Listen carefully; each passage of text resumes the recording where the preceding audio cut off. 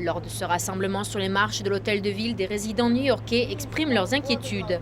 Ces Américains d'origine chinoise et nord-coréenne révèlent que deux candidats politiques de la ville de New York, John Liu et John Cho, entretiennent des connexions avec les régimes communistes. Voici John Liu.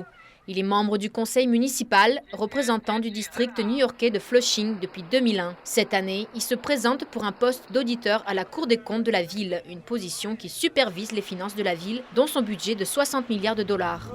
David Liu, porte-parole du Parti chrétien-démocratique de Chine, déclare que John Liu semble entretenir des relations avec le consulat chinois.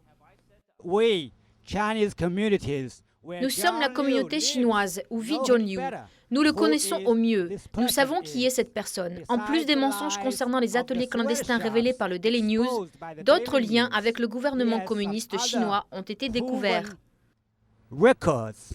En 2003, lorsque l'armée chinoise a lancé sa première navette spatiale habitée Chang'e 5, Liu a proposé le soutien d'une proclamation de la ville. Lorsque la Chine a lancé Chang'e 6, Liu s'est rendu directement au consulat chinois le 17 octobre 2005 pour publier personnellement la proclamation sur cette photo. Liu entretient également des connexions avec l'association américaine Fujian, un groupe lié au commerce de personnes dans les années 90. Selon le World Journal, l'association aurait aidé Liu à rassembler 70 000 $ pour sa campagne à la Cour des comptes en 2009. Son argent provient de dons et du soutien des communautés pro-communistes de Chinatown et Flushing. Nous avons découvert que ces associations pro-communistes sont sous le contrôle du gouvernement communiste. Lors d'un rassemblement de l'association américaine Fujian le 3 juin de cette année à Manhattan, John Liu et le consul général de Chine étaient des invités clés, assis à la droite et à la gauche du dirigeant de l'association au cours du dîner. Des manifestants présents au rassemblement de jeudi dernier s'opposent également à John Cho. Cho, ancien chef d'équipe de John Liu, se présente au poste de conseiller municipal que John Liu a occupé pendant 8 ans.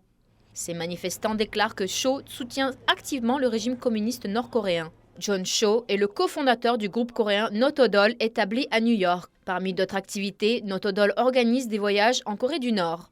Et le site web de Notodol entretient une image brillante de l'ancien dirigeant communiste Kim Il-sung. De plus, John Cho a tenu de forts propos en faveur de la politique nord-coréenne et à l'encontre de ce qu'il appelait « impérialisme américain » en Corée du Sud. Ce qui suit est un enregistrement audio d'un discours qu'il a tenu en mai 2006. Activists who are being arrested on a daily basis for acting in the interest of the Korean people, for expressing their free will and their thought, and for struggling against the U.S. and U.S. imperialism.